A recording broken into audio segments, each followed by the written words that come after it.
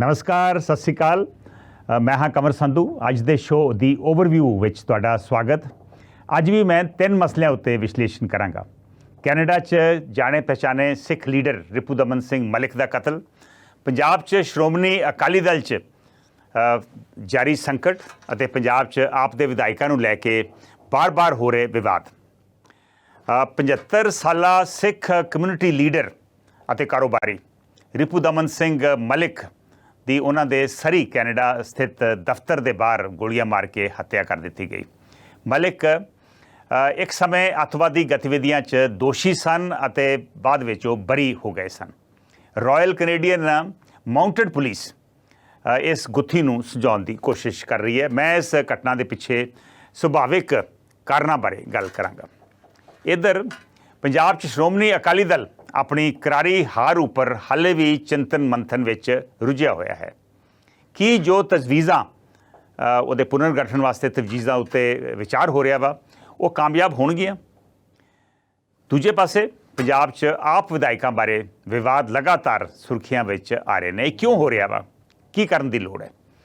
ਇੱਕ ਇੱਕ ਕਰਕੇ ਇਹਨਾਂ ਤਿੰਨਾਂ ਮਸਲਿਆਂ ਉੱਤੇ ਮੈਂ ਵਿਸ਼ਲੇਸ਼ਣ ਕਰਾਂਗਾ।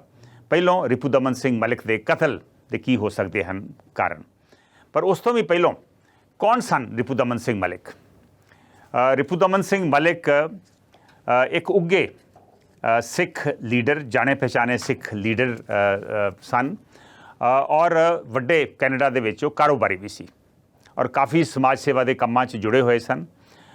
ਸਿੱਖਿਆ ਦੇ ਖੇਤਰ ਦੇ ਵਿੱਚ ਉਹਨਾਂ ਦਾ ਕਾਫੀ ਵੱਡਾ ਕੈਨੇਡਾ ਦੇ ਵਿੱਚ ਯੋਗਦਾਨ ਮੰਨਿਆ ਜਾਂਦਾ ਵਾ। ਪਰ ਪਿਛਲੇ ਕਰੀਬ ਆਲਮੋਸਟ 36-37 ਸਾਲਾਂ ਤੋਂ ਜਿਹੜਾ ਏਅਰ ਇੰਡੀਆ ਦੀ ਬੋਂਬਿੰਗ ਹੋਈ ਸੀ 1985 ਦੇ ਵਿੱਚ, ਕਨਿਸ਼ਕ ਹਵਾਈ ਜਹਾਜ਼ ਜਿਹੜਾ ਹਵਾ ਦੇ ਵਿੱਚ ਉਡਾ ਦਿੱਤਾ ਗਿਆ ਸੀ, ਉਹ ਉਸ ਘਟਨਾ ਦੇ ਨਾਲ ਉਹਨਾਂ ਦਾ ਬਹੁਤ ਚਰਚਿਤ ਕੇਸ ਆ। ਇਸ ਘਟਨਾ ਦੇ ਵਿੱਚ ਉਹਨਾਂ ਦਾ ਨਾਂ ਜੁੜਿਆ ਹੋਇਆ ਸੀ। ਹਾਲਾਂਕਿ ਉਹਦੇ 'ਚੋਂ ਉਹ 2005 ਦੇ ਵਿੱਚ ਬਰੀ ਹੋ ਗਏ ਸਨ, ਲੇਕਿਨ ਕਾਫੀ ਲੋਕੀ ਉਹਨਾਂ ਨੂੰ ਉਹਦੇ ਕਰਕੇ ਜਾਣਦੇ ਆ ਕਿਉਂਕਿ ਉਹਦੇ ਵਿੱਚ ਉਹ ਟਰਾਇਲ ਪਹਿਲਾਂ ਭੁਗਤ ਰਹੇ ਸਨ ਔਰ 2005 ਦੇ ਵਿੱਚ ਉਹ ਬਰੀ ਹੋਏ।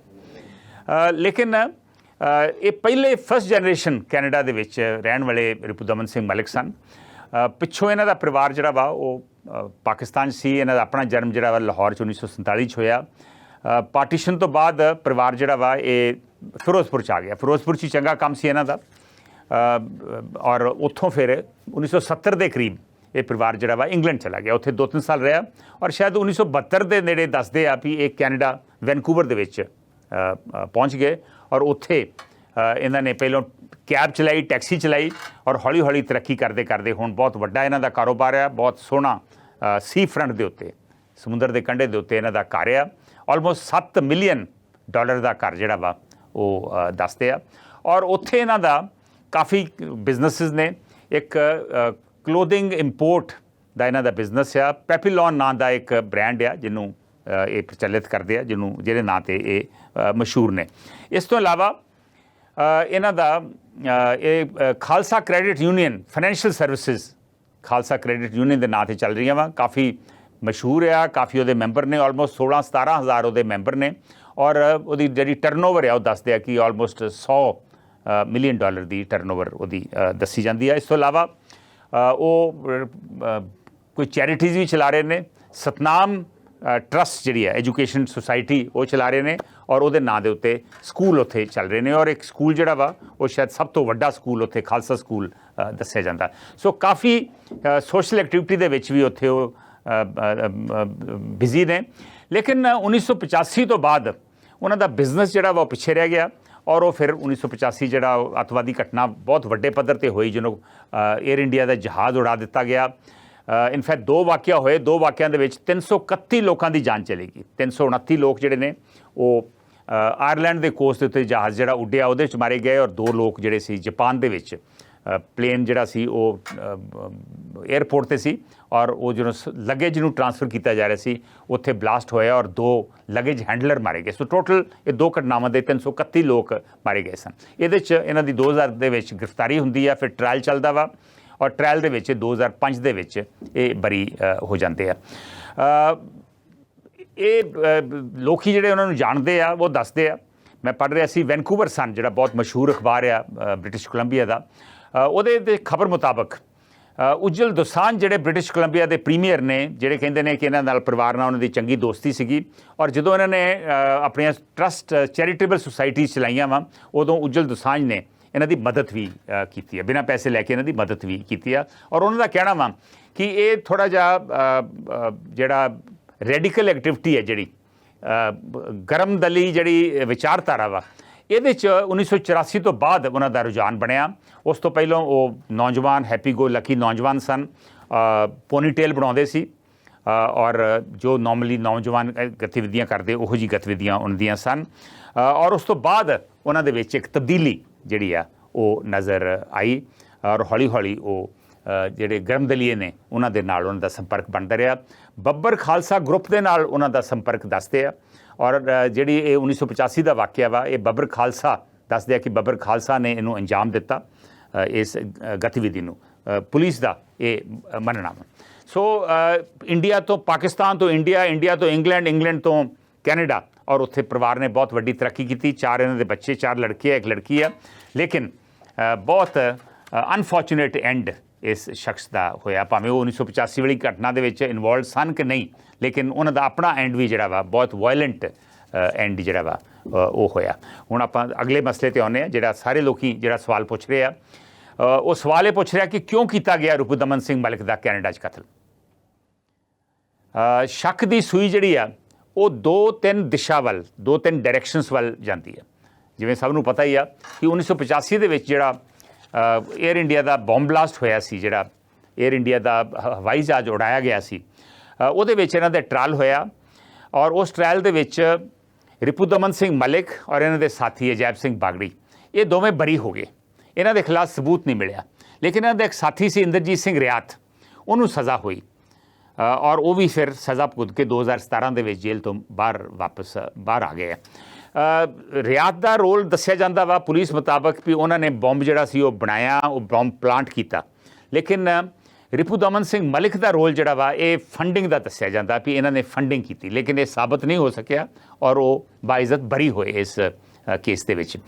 ਹੁਣ ਇਹ ਜਿਹੜੀ ਘਟਨਾ ਹੋਈ ਆ, ਕੀ ਇਸ ਜਿਹੜਾ ਬੰਬ ਬਲਾਸਟ ਸੀਗਾ ਜਾਂ ਉਹ ਜਿਹੜਾ ਹਵਾਈ ਜਹਾਜ਼ ਉਡਾਇਆ ਗਿਆ ਉਹਦੇ ਨਾਲ ਸੰਬੰਧਿਤ ਆ?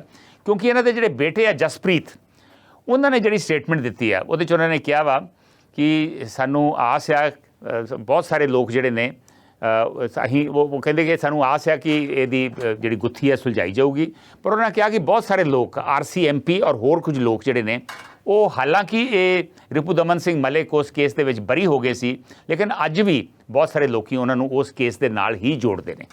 ਸੋ ਕਿਤੇ ਇਹ ਤਾਂ ਨਹੀਂ, ਉਹਨਾਂ ਨੇ ਖਦਸ਼ਾ ਜਤਾਈ ਆ ਕਿ ਇਹੋ ਹੀ ਵਜ੍ਹਾ ਬਣ ਗਈ ਉਹਨਾਂ ਦੀ ਮੌਤ ਦੀ। ਜੋ ਜਸਪ੍ਰੀਤ ਸਿੰਘ ਕਹਿ ਰਹੇ ਨੇ ਉੱਥੋਂ ਤੇ ਇਹ ਲੱਗਦਾ ਵਾ ਕਿ ਸ਼ਾਇਦ ਉਹਨਾਂ ਨੂੰ ਸ਼ੱਕ ਆ ਵੀ ਕਿਸੇ ਏਜੰਸੀ ਨੇ ਜਾਂ ਕਿਸੇ ਹੋਰ ਨੇ ਇਹ ਕੰਮ ਕਰਵਾਇਆ ਹੋਵੇ, ਲੇਕਿਨ ਹਾਲੇ ਤੱਕ ਕੋਈ ਇਹਦੇ ਬਾਰੇ ਸਬੂਤ ਨਹੀਂ ਮਿਲਿਆ, ਔਰ ਪੁਲਿਸ ਇਹਦੀ ਜਿਹੜੀ ਜਾਂਚ ਆ ਉਹ ਕਰ ਰਹੀ ਆ। ਇਹ ਜ਼ਰੂਰ ਆ ਕਿ ਇਸ ਘਟਨਾ ਨੇ ਜਿਹੜੇ 331 ਪੀੜਤ ਪਰਿਵਾਰ ਸੀ, ਖਾਸ ਕਰਕੇ ਇੰਡੀਅਨ ਜਿਹੜੇ 329 ਸਨ, ਉਹਨਾਂ ਦੇ ਜ਼ਖਮ ਜਿਹੜੇ ਨੇ ਦੁਬਾਰਾ ਹਰੇ ਕਰ ਦਿੱਤੇ ਆ।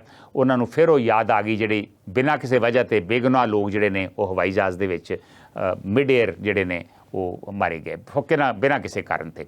ਖੈਰ ਦੇਖਦੇ ਹਾਂ ਕਿ ਇਹ ਕਾਰਨ ਏਅਰ ਇੰਡੀਆ ਦਾ ਬਲਾਸਟ, ਏਅਰ ਇੰਡੀਆ ਦਾ ਜਿਹੜਾ ਕ੍ਰੈਸ਼ ਸੀ ਉਹ ਕਾਰਨ ਬਣਦਾ ਵਾ ਇਹਨਾਂ ਦੀ ਮੌਤ ਦਾ ਜਾਂ ਕੁਝ ਹੋਰ। ਦੂਜੇ ਪਾਸੇ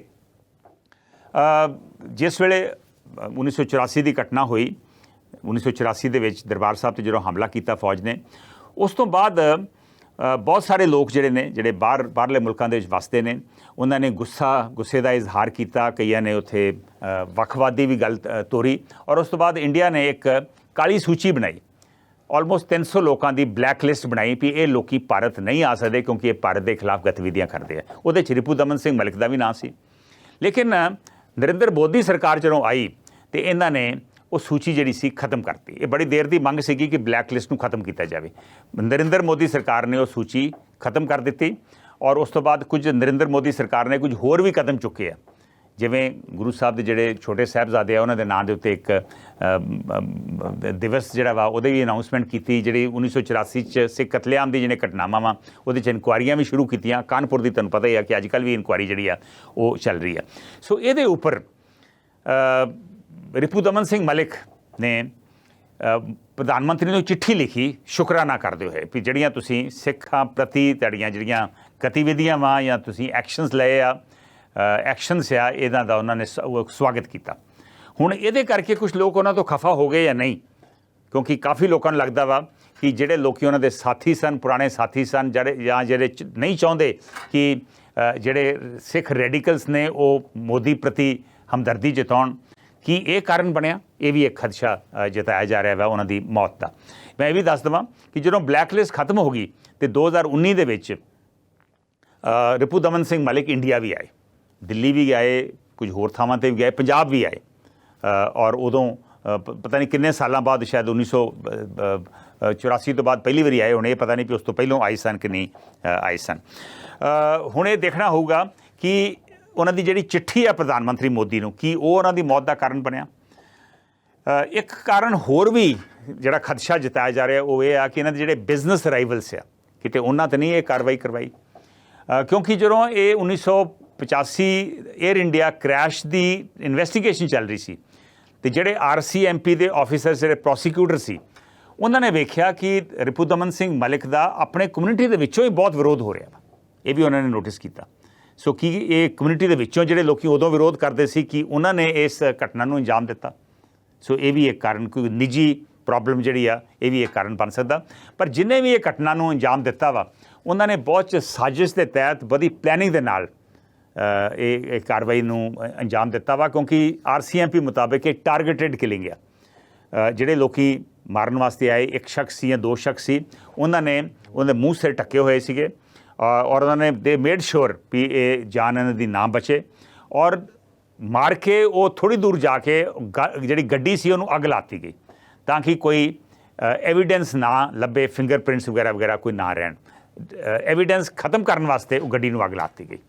ਸੋ ਬੜੇ ਪਲੈਨਡ ਤਰੀਕੇ ਨਾਲ ਇਹ ਸਾਰਾ ਕਤਲ ਜਿਹੜਾ ਵਾ ਇਹ ਕੀਤਾ ਗਿਆ ਵਾ। ਹੁਣ ਦੇਖਦੇ ਹਾਂ ਕਿ RCMP ਫਾਈਨਲੀ ਕਿਹੜੀ ਗੱਲ ਦਾ ਨੂੰ ਮੰਨਦੀ ਆ ਕਿ ਇਹ ਉਹਨਾਂ ਦਾ ਮੌਤ ਦਾ ਕਾਰਨ ਬਣਿਆ। ਉਹਨਾਂ ਦੀ ਜਿਹੜੀ ਇਨਵੈਸਟੀਗੇਸ਼ਨ ਆ ਉਹ ਕਿਹੜੇ ਪਾਸੇ ਉਹਨਾਂ ਨੂੰ ਲੈ ਕੇ ਜਾਂਦੀ ਆ, ਔਰ ਕੀ ਵਜ੍ਹਾ ਨਿਕਲਦੀ ਆ ਰਿਪੂ ਦਮਨ ਸਿੰਘ ਮਲਿਕ ਦੇ ਕਤਲ ਦੀ। ਇਹ ਤਾਂ ਆਪਾਂ ਹੁਣ ਕੈਨੇਡਾ ਦੀ ਗੱਲ ਕਰ ਰਹੇ ਸੀ। ਹੁਣ ਕੈਨੇਡਾ ਤੋਂ ਆਪਾਂ ਆਉਂਦੇ ਹਾਂ ਵਾਪਸ ਇੰਡੀਆ ਔਰ ਪੰਜਾਬ ਦੇ ਵਿੱਚ ਆਪਾਂ ਅਗਲੇ ਇਸ਼ੂ ਦੇ ਉੱਤੇ ਹੁਣ ਜੇ ਗੱਲ ਕਰਾਂਗੇ। ਪੰਜਾਬ ਦੇ ਵਿੱਚ ਕਿੰਨੀਆਂ ਵਾਜਬ ਹਨ ਅਕਾਲੀ ਦਲ ਦੇ ਪੁਨਰਗਠਨ ਦੀਆਂ ਤਜਵੀਜ਼ਾਂ? ਅਕਾਲੀ ਦਲ ਤੁਹਾਨੂੰ ਪਤਾ ਹੀ ਆ ਕਿ 2017 ਦੇ ਵਿੱਚ ਉਹਨਾਂ ਦੀ ਪਹਿਲੋਂ ਬਹੁਤ ਬੁਰੀ ਤਰ੍ਹਾਂ ਹਾਰ ਹੋਈ, ਚੋਣਾਂ ਦੇ ਵਿੱਚ ਸਿਰਫ 15 ਸੀਟਾਂ ਉਹਨਾਂ ਨੂੰ ਹਾਸਲ ਹੋਈਆਂ 117 ਚੋਂ। ਉਸ ਵੇਲੇ ਕਾਂਗਰਸ ਸਰਕਾਰ ਬਣੀ, ਅਪੋਜੀਸ਼ਨ ਦਾ ਰੋਲ ਵੀ ਉਹ ਨਿਭਾਉਣ ਜੋਗੇ ਨਹੀਂ ਸਨ, ਕਿਉਂਕਿ ਆਮ ਆਦਮੀ ਪਾਰਟੀ 20 ਸੀਟਾਂ ਲੈ ਕੇ ਮੁੱਖ ਅਪੋਜੀਸ਼ਨ ਪਾਰਟੀ ਬਣੀ।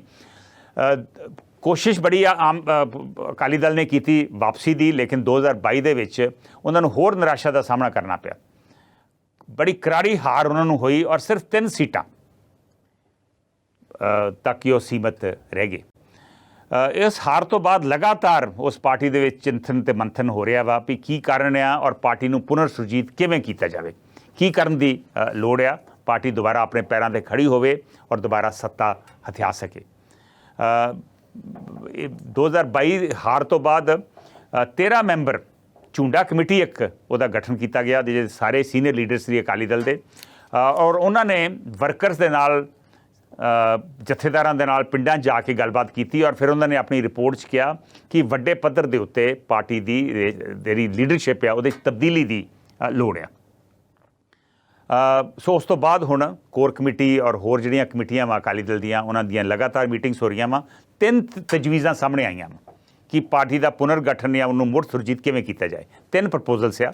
ਪਹਿਲਾ ਪ੍ਰਪੋਜ਼ਲ ਕਿ ਜਿਹੜੀ ਹੁਣ ਮੌਜੂਦਾ ਲੀਡਰਸ਼ਿਪ ਆ ਉਹ ਗੈਰ ਰਸਮੀ ਤੇ ਗੈਰ ਸਿਆਸੀ ਗਤੀਵਿਧੀਆਂ ਤੱਕ ਆਪਣੇ ਆਪ ਨੂੰ ਸੀਮਿਤ ਰੱਖਣ, ਪੋਲੀਟੀਕਲ ਐਕਟੀਵਿਟੀ 'ਚ ਹਿੱਸਾ ਨਾ ਲੈਣ, ਔਰ ਪੋਲੀਟੀਕਲ ਐਕਟੀਵਿਟੀ ਵਾਸਤੇ 4 ਕਾਰਜਕਾਰੀ ਪ੍ਰਧਾਨ ਨਿਯੁਕਤ ਕੀਤੇ ਜਾਣ। ਵਰਕਿੰਗ ਪ੍ਰੈਜ਼ੀਡੈਂਟ, 2 ਮਾਲਵੇ ਵਾਸਤੇ, ਮਾਲਵਾ ਵੱਡਾ ਖੇਤਰ ਆ, 1 ਮਾਝੇ ਵਾਸਤੇ, 1 ਦੁਆਬੇ ਵਾਸਤੇ, ਔਰ ਇਹੋ ਹੀ ਜਿਹੜੇ 4 ਕਾਰਜਕਾਰੀ ਪ੍ਰਧਾਨ ਨੇ, ਵਰਕਿੰਗ ਪ੍ਰੈਜ਼ੀਡੈਂਟਸ, ਇਹ ਆਪਣੇ ਕਾਡਰ ਦੇ ਨਾਲ, ਵਰਕਰਸ ਦੇ ਨਾਲ, ਜਥੇਦਾਰਾਂ ਦੇ ਨਾਲ ਸੰਪਰਕ ਕਰਨ, ਡਿਸਟ੍ਰਿਕਟ ਪ੍ਰੈਜ਼ੀਡੈਂਟ ਨਾਲ ਸੰਪਰਕ ਕਰਨ ਔਰ ਜਿਹੜੇ ਵਰਕਰਸ ਆ ਉਹਨਾਂ ਦੇ ਵਿੱਚ ਉਤਸ਼ਾਹ ਪੈਦਾ ਕਰਨ। ਦੂਸਰੀ ਤਜਵੀਜ਼ ਕਿ ਇੱਕ ਪ੍ਰਧਾਨਗੀ ਮੰਡਲ, ਪ੍ਰੈਜ਼ੀਡੀਅਮ ਦਾ ਗਠਨ ਕੀਤਾ ਜਾਵੇ। ਕੁਝ ਮੁਲਕਾਂ ਦੇ ਵਿੱਚ ਪ੍ਰੈਜ਼ੀਡੀਅਮ ਦਾ, ਕੁਝ ਪਾਰਟੀਆਂ 'ਚ ਸਿਸਟਮ ਹੈ।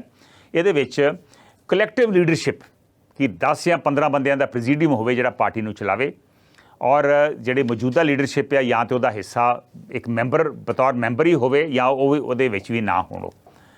ਹੁਣ ਦੇਖਦੇ ਹਾਂ ਕਿ ਇਹ ਪ੍ਰੈਜ਼ੀਡੀਅਮ ਦੀ ਗੱਲ ਮੰਨੀ ਜਾਂਦੀ ਹੈ ਜਾਂ ਵਰਕਿੰਗ ਪ੍ਰੈਜ਼ੀਡੈਂਟ ਦੀ ਗੱਲ ਮੰਨੀ ਜਾਂਦੀ ਹੈ। ਪ੍ਰੈਜ਼ੀਡੀਅਮ ਦੀ ਗੱਲ ਇਸ ਕਰਕੇ ਵੀ ਚੱਲ ਰਹੀ ਆ ਕਿ ਬਹੁਤ ਸਾਰੇ ਪੁਰਾਣੇ ਲੀਡਰ ਸੁਖਦੇਵ ਸਿੰਘ ਢੀਂਡਸਾ, ਪਰਮਿੰਦਰ ਸਿੰਘ ਢੀਂਡਸਾ ਜਾਂ ਹੋਰ ਲੀਡਰ ਜਿਹੜੇ ਪਾਰਟੀ ਛੱਡ ਗਏ ਆ, ਉਹ ਲਗਾਤਾਰ ਮੰਗ ਕਰ ਰਹੇ ਵੀ ਸਾਡੀ ਵਾਪਸੀ ਅਕਾਲੀ ਦਲ ਤਦ ਹੋ ਸਕਦੀ ਆ ਜੇ ਬਾਦਲ ਪਰਿਵਾਰ ਨੂੰ ਪਾਸੇ ਕੀਤਾ ਜਾਏ, ਸੁਖਬੀਰ ਸਿੰਘ ਬਾਦਲ ਨੂੰ ਪਾਸੇ ਕੀਤਾ ਜਾਵੇ।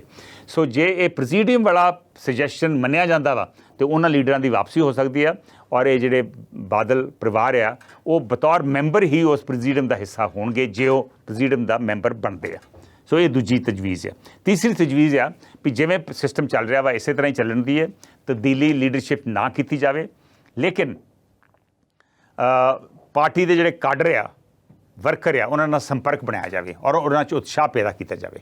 ਪਰ ਮੈਨੂੰ ਨਹੀਂ ਲੱਗਦਾ ਕਿ ਇਹ ਤੀਜੀ ਤਜਵੀਜ਼ ਜਿਹੜੀ ਹੈ ਚੱਲ ਸਕਦੀ ਹੈ, ਕਿਉਂਕਿ ਅੱਜ ਵੀ ਟਰੈਕਟਰ ਮਾਰਚ ਕੁਝ ਮੰਗਾਂ ਨੂੰ ਲੈ ਕੇ ਕੱਢਣ ਦੀ ਕੋਸ਼ਿਸ਼ ਕੀਤੀ ਗਈ, ਬਹੁਤਾ ਕਾਮਯਾਬ ਨਹੀਂ ਹੋਇਆ। ਸੋ ਇਸ ਵੇਲੇ ਜਿਹੜੀ ਇੰਥੂਜ਼ੀਆਜ਼ਮ ਹੈ ਪਾਰਟੀ ਦੇ ਵਿੱਚ ਬਿਲਕੁਲ ਮਿਸਿੰਗ ਆ, ਨਜ਼ਰ ਨਹੀਂ ਆ ਰਿਹਾ।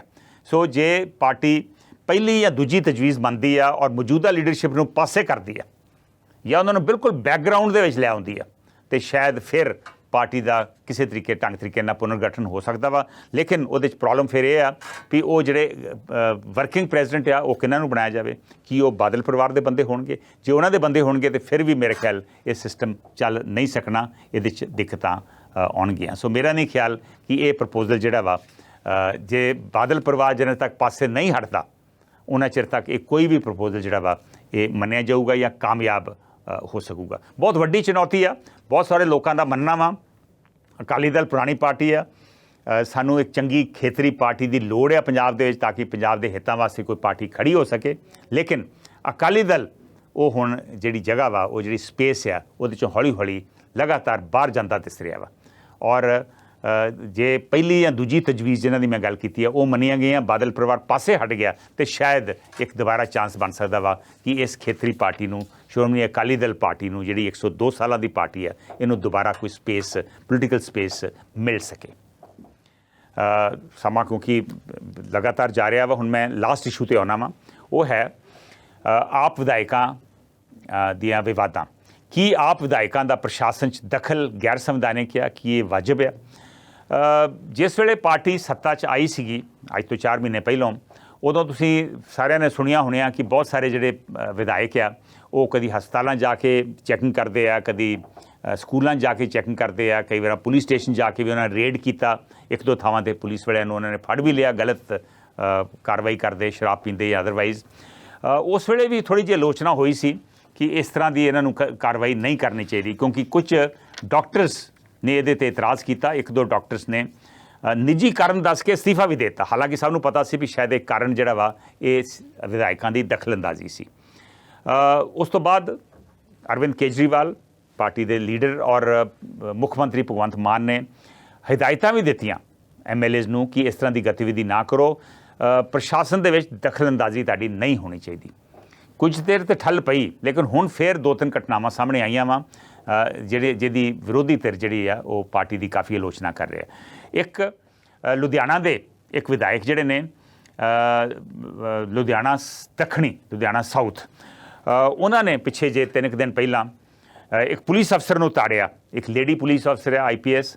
ਉਹ ਪੁਲਿਸ ਅਫਸਰ ਆਪਣੇ ਐਂਟੀ ਡਰੱਗ ਕੈਂਪੇਨ ਇੱਕ ਮੁਹਿੰਮ ਦੇ ਤਹਿਤ ਉਸ ਹਲਕੇ ਦੇ ਵਿੱਚ ਦੌਰੇ 'ਤੇ ਗਏ ਤੇ ਇਹ ਵਿਧਾਇਕ ਸਾਹਿਬ ਜਿਹੜੇ ਨੇ, ਵਿਧਾਇਕ ਸਾਹਿਬਾ, ਇਹ ਉੱਥੇ ਪਹੁੰਚ ਗਏ ਔਰ ਇਹਨਾਂ ਨੇ ਪੁਲਿਸ ਅਫਸਰ ਨੂੰ ਕੁਐਸਚਨ ਕੀਤਾ ਵੀ ਤੁਸੀਂ ਮੈਨੂੰ ਦੱਸੇ ਬਿਨਾਂ ਕਿਵੇਂ ਆ ਗਏ ਜੇ, ਔਰ ਮੈਨੂੰ ਤੁਸੀਂ ਬੁਲਾਇਆ ਨਹੀਂ ਤੇ ਇੱਕ ਨਾਲ ਦੇ ਹਲਕੇ ਦਾ ਵਿਧਾਇਕ ਤੁਹਾਡੇ ਨਾਲ ਕਿਵੇਂ ਤੁਰਿਆ ਫਿਰਦਾ ਵਾ।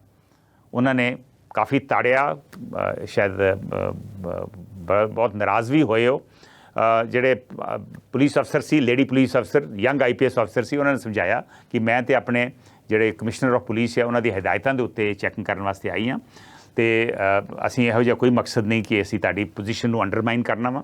ਲੇਕਿਨ ਵਿਧਾਇਕਾਂ ਨੇ ਕਿਹਾ ਕਿ ਸਾਨੂੰ ਦੱਸ ਕੇ ਆਓ ਜੇ ਤੁਸੀਂ ਆਉਣਾ ਵਾ। ਸੋ ਇਹਦੇ ਉੱਪਰ ਵਿਰੋਧੀ ਧਿਰਾਂ ਨੇ ਕਿਹਾ ਵਾ ਕਿ ਇਹ ਬਿਲਕੁਲ ਪ੍ਰਸ਼ਾਸਨ ਦੇ ਵਿੱਚ ਸਿੱਧੀ ਦਖਲਅੰਦਾਜ਼ੀ ਆ ਔਰ ਜੇ ਇਸ ਤਰ੍ਹਾਂ ਦੀ ਦਖਲਅੰਦਾਜ਼ੀ ਹੁੰਦੀ ਰਹੂਗੀ ਤੇ ਜਿਹੜਾ ਪ੍ਰਸ਼ਾਸਨਿਕ ਢਾਂਚਾ ਵਾ ਉਹ ਟੈਟੇਰੀ ਹੋ ਜਾਊਗਾ। ਸੋ ਇਹ ਸਿਰਫ ਇਹੋ ਹੀ ਨਹੀਂ, ਇੱਕ ਹੋਰ ਥਾਂ 'ਤੇ ਨਾਭੇ ਦਾ ਜਿਹੜਾ ਵਿਧਾਇਕ ਹੈ ਦੇਵ ਮਾਨ, ਜਿਹੜਾ ਪਿਛਲੀ ਵਾਰੀ ਵੀ ਉਹਨੇ ਚੋਣ ਲੜੀ ਸੀ, ਉਹਨਾਂ ਨੇ ਜਿਹੜੇ ਆਪਣੇ ਹਲਕੇ ਦੇ ਵਿੱਚ ਜਿਹੜੇ ਉਹਨਾਂ ਦੇ ਵੋਲੰਟੀਅਰਸ ਆ, ਵਰਕਰਸ ਆ, ਉਹਨਾਂ ਦੀ ਡਿਊਟੀ ਲਾਤੀ ਆ ਵੀ ਮਹਿਕਮੇ ਵਾਈਜ਼ ਤੁਸੀਂ ਤੁਹਾਡੀ ਡਿਊਟੀ ਆ ਵੀ ਤੁਸੀਂ ਮਹਿਕਮੇ ਦੀ ਕਾਰਗੁਜ਼ਾਰੀ ਜਿਹੜੀ ਆ ਉਹਦੇ 'ਤੇ ਨਿਗਾਹ ਰੱਖਣੀ ਆ। ਇਹਦੇ 'ਤੇ ਵੀ ਇਤਰਾਜ਼ ਹੋ ਰਿਹਾ ਵਾ ਵੀ ਵਿਧਾਇਕ ਜਿਹੜਾ ਵਾ, ਚੁਣਿਆ ਹੋਇਆ ਨੁਮਾਇੰਦਾ ਵਾ, ਉਹ ਤਾਂ ਅਫਸਰਾਂ ਦੇ ਨਾਲ ਸੰਪਰਕ ਕਰ ਸਕਦਾ ਵਾ ਜਾਂ ਅਫਸਰਾਂ ਨੂੰ ਦੇ ਉੱਤੇ ਨਿਗਰਾਨੀ ਰੱਖ ਸਕਦਾ ਵਾ ਜਾਂ ਅਫਸਰਾਂ ਨਾਲ ਮੀਟਿੰਗ ਕਰ ਸਕਦਾ ਵਾ, ਲੇਕਿਨ ਜਿਹੜੇ ਬਾਕੀ ਵੋਲੰਟੀਅਰਸ ਆ ਉਹ ਕਿਸ ਹੈਸੀਅਤ ਦੇ ਵਿੱਚ ਇਹ ਆਪਣੇ ਅਫਸਰਾਂ ਦੇ ਨਾਲ ਮੀਟਿੰਗ ਕਰ ਸਕਦੇ ਆ। ਇਹਦੀ ਵੀ ਲਗਾਤਾਰ ਆਲੋਚਨਾ ਹੋ ਰਹੀ ਆ। ਮੇਰਾ ਮੰਨਣਾ ਵਾ ਕਿ ਇਹ ਦੋਵੇਂ ਹੀ ਜਿਹੜੇ ਕੰਮ ਨੇ ਇਹ ਜਾਇਜ਼ ਨਹੀਂ, ਇਹ ਇੱਕ ਤਰੀਕੇ ਨਾਲ ਗੈਰ ਸੰਵਿਧਾਨਿਕ ਆ ਔਰ ਇਹੋ ਜਿਹੀਆਂ ਗਤੀਵਿਧੀਆਂ ਆਪ ਦੇ MLAs ਨੂੰ ਨਹੀਂ ਕਰਨੀਆਂ ਚਾਹੀਦੀਆਂ। ਮੁੱਖ ਮੰਤਰੀ ਨੂੰ ਹਦਾਇਤਾਂ ਦੇਣੀਆਂ ਚਾਹੀਦੀਆਂ ਵਾ, ਪਾਰਟੀ ਪ੍ਰੈਜ਼ੀਡੈਂਟ ਨੂੰ ਹਦਾਇਤਾਂ ਦੇਣੀਆਂ ਚਾਹੀਦੀਆਂ ਕਿ ਇਹੋ ਜਿਹੀ ਦਖਲਅੰਦਾਜ਼ੀ ਜੇ ਕਰੋਗੇ ਤਾਂ ਪਾਰਟੀ ਦਾ ਅਕਸ ਖਰਾਬ ਹੋਊਗਾ ਔਰ ਪ੍ਰਸ਼ਾਸਨਿਕ ਢਾਂਚਾ ਜਿਹੜਾ ਵਾ ਉਹਨੂੰ ਨੁਕਸਾਨ ਹੋਊਗਾ, ਉਹ ਹੋਰ ਕਮਜ਼ੋਰ ਹੋਵੇਗਾ। ਪ੍ਰਸ਼ਾਸਨਿਕ ਢਾਂਚਾ ਜਿਹੜਾ ਵਾ ਉਹਨੂੰ ਕਮਜ਼ੋਰ ਨਹੀਂ, ਉਹਨੂੰ ਹੋਰ ਬਲ ਦੇਣ ਦੀ ਲੋੜ ਆ। ਮੇਰਾ ਮੰਨਣਾ ਵਾ, ਜਾਂਦੇ ਜਾਂਦੇ ਮੈਂ ਦੱਸਣਾ ਚਾਹੁੰਦਾ, ਮੇਰਾ ਮੰਨਣਾ ਵਾ ਕਿ ਸਾਨੂੰ ਇੱਕ ਪ੍ਰੋਪਰ ਸਿਸਟਮ ਬਣਾਉਣ ਦੀ ਲੋੜ ਆ। ਸਾਰੇ ਵਿਧਾਇਕ ਜਿਹੜੇ ਨੇ ਉਹਨਾਂ ਨੂੰ ਸਰਕਾਰੀ ਤੌਰ ਦੇ ਉੱਤੇ ਇੱਕ ਆਪਣੇ ਆਪਣੇ ਹਲਕੇ ਦੇ ਵਿੱਚ, ਭਾਵੇਂ DC ਆਫਿਸ ਜਾਂ SDM ਆਫਿਸ ਦੇ ਵਿੱਚ ਇੱਕ ਦਫ਼ਤਰ ਮਿਲਣਾ ਚਾਹੀਦਾ ਵਾ ਸਰਕਾਰੀ ਤੌਰ 'ਤੇ। ਸਟਾਫ ਮਿਲਣਾ ਚਾਹੀਦਾ, 2 ਜਾਂ 3 ਬੰਦਿਆਂ ਦਾ ਸਟਾਫ, ਜਿੱਥੇ ਉਹ ਰੈਗੂਲਰਲੀ ਆਪਣਾ ਆਫਿਸ ਲਾ ਸਕਣ। ਕੋਈ ਵੀ ਹਫਤੇ ਦੇ ਵਿੱਚ 2 ਜਾਂ 3 ਦਿਨ ਆਪਣਾ ਦਫ਼ਤਰ ਲਾਉਣ, 1 ਜਾਂ 2 ਦਿਨ ਟੂਰਿੰਗ ਵਾਸਤੇ ਮਿੱਥਣ ਔਰ ਸਭ ਨੂੰ ਪਤਾ ਹੋਵੇ ਵੀ ਆਹ ਦਿਨ ਟੂਰਿੰਗ ਦੇ ਵਿੱਚ ਨੇ, ਆਹ ਪਿੰਡਾਂ 'ਚੋਂ ਦੌਰਾ ਕਰਨ ਆ ਰਹੇ ਆ ਵਿਧਾਇਕ, ਆਹ ਦਿਨ ਹੈਗੇ ਜਦੋਂ ਉਹ ਆਪਣੇ ਦਫ਼ਤਰ ਦੇ ਵਿੱਚ ਮਿਲ ਸਕਦੇ ਆ ਔਰ ਦਫ਼ਤਰ ਦੇ ਵਿੱਚ ਉਹਨਾਂ ਦਾ ਪ੍ਰੋਪਰ ਸਰਕਾਰੀ ਦਫ਼ਤਰ ਵਾਂਗੂ ਉਹਨਾਂ ਦਾ ਦਫ਼ਤਰ ਚੱਲੇ, ਜਿੱਥੇ ਉਹਨਾਂ ਦੀ ਗੈਰ ਹਾਜ਼ਰੀ ਦੇ ਵਿੱਚ ਵੀ ਕੋਈ ਨਾ ਕੋਈ ਮੌਜੂਦ ਹੋਵੇ ਜਿਹੜੇ ਲੋਕਾਂ ਦੀਆਂ ਮੁਸ਼ਕਲਾਂ ਸੁਣ ਸਕੇ। ਇਸ ਤੋਂ ਇਲਾਵਾ ਮੇਰਾ ਆਪਣਾ ਮੰਨਣਾ ਵਾ ਕਿ ਹਰ ਹਲਕੇ ਦੇ ਵਿੱਚ ਇੱਕ ਹਲਕਾ ਵਿਕਾਸ ਕਮੇਟੀ ਦਾ ਗਠਨ ਹੋਣਾ ਚਾਹੀਦਾ ਵਾ, ਹਲਕਾ ਡਿਵੈਲਪਮੈਂਟ ਕਮੇਟੀ, ਜਿਹਦਾ ਚੇਅਰਮੈਨ MLA ਹੋਵੇ, ਤਾਂ ਕਿ ਉਹ ਰੈਗੂਲਰਲੀ ਮਹੀਨੇ 'ਚ 1 ਵਾਰੀ ਜਾਂ 3 ਮਹੀਨਿਆਂ 'ਚ 1 ਵਾਰੀ ਅਫਸਰਾਂ ਦੇ ਨਾਲ ਮੀਟਿੰਗ ਕਰ ਸਕੇ। ਉਹਨੂੰ ਪਤਾ ਲੱਗ ਸਕੇ ਕਿ ਕਿਹੜੇ ਵਿਕਾਸ ਦੇ ਕੰਮ ਮੇਰੇ ਹਲਕੇ 'ਚ ਹੋ ਰਹੇ ਆ ਜਾਂ ਹਲਕੇ 'ਚ ਵਿਕਾਸ ਦੇ ਕੰਮਾਂ ਦੀ ਹੋਣ ਦੀ ਲੋੜ ਆ, ਤਾਂ ਕਿ ਉਹ ਫਿਰ ਫੀਡਬੈਕ ਆਪਣੀ ਪਾਰਟੀ ਨੂੰ, ਸੀਨੀਅਰ ਅਫਸਰਾਂ ਨੂੰ, ਸਰਕਾਰ ਨੂੰ ਲਗਾਤਾਰ ਦੇ ਸਕੇ। ਜਿੰਨਾ ਚਿਰ ਤੱਕ ਇਹੋ ਜਿਹਾ ਸਿਸਟਮ ਨਹੀਂ ਬਣਦਾ, ਹਲਕਾ ਵਿਕਾਸ ਕਮੇਟੀ ਨਹੀਂ ਬਣਦੀ, ਜਿੰਨਾ ਚਿਰ ਤੱਕ ਹਲਕਿਆਂ ਦੇ ਵਿੱਚ ਪ੍ਰੋਪਰ ਆਫਿਸ ਨਹੀਂ ਬਣਦੇ, ਜਿਹੜੇ MLAs ਇਸੇ ਤਰ੍ਹਾਂ ਹੀ ਭਟਕਦੇ ਰਹਿਣਗੇ, ਇਸੇ ਤਰ੍ਹਾਂ ਹੀ ਸਰਕਾਰੀ ਦਫ਼ਤਰਾਂ ਦੇ ਵਿੱਚ ਇੰਟਰਫੇਅਰ ਕਰਦੇ ਰਹਿਣਗੇ ਔਰ ਇਸੇ ਤਰ੍ਹਾਂ ਹੀ ਵਿਵਾਦਾਂ ਦੇ ਘੇਰੇ ਦੇ ਵਿੱਚ ਦੁਬਾਰਾ ਆਉਂਦੇ ਰਹਿਣਗੇ। ਇਹ ਮੇਰਾ ਮੰਨਣਾ ਵਾ। ਸੋ ਇਹਦੇ 'ਚ ਇੱਕ ਬਹੁਤ ਵੱਡੇ ਪੱਧਰ 'ਤੇ ਇੱਕ ਪਹਿਲ ਕਦਮੀ ਸਰਕਾਰ ਵੱਲੋਂ MLA ਪ੍ਰਤੀ ਕਰਨ ਦੀ ਲੋੜ ਹੈ। ਸੋ ਅੱਜ ਇਹਨਾਂ 3 ਮਸਲਿਆਂ 'ਤੇ ਮੈਂ ਵਿਸ਼ਲੇਸ਼ਣ ਕਰ ਰਿਹਾ ਸੀ, ਅਤੇ ਹੁਣ ਕਿਉਂਕਿ ਸਮਾਂ ਖਤਮ ਹੋ ਗਿਆ, ਮੈਂ ਤੁਹਾਡੇ ਤੋਂ ਇਜਾਜ਼ਤ ਲੈ ਰਿਹਾ। ਨਮਸਕਾਰ, ਸਤਿ ਸ਼੍ਰੀ ਅਕਾਲ।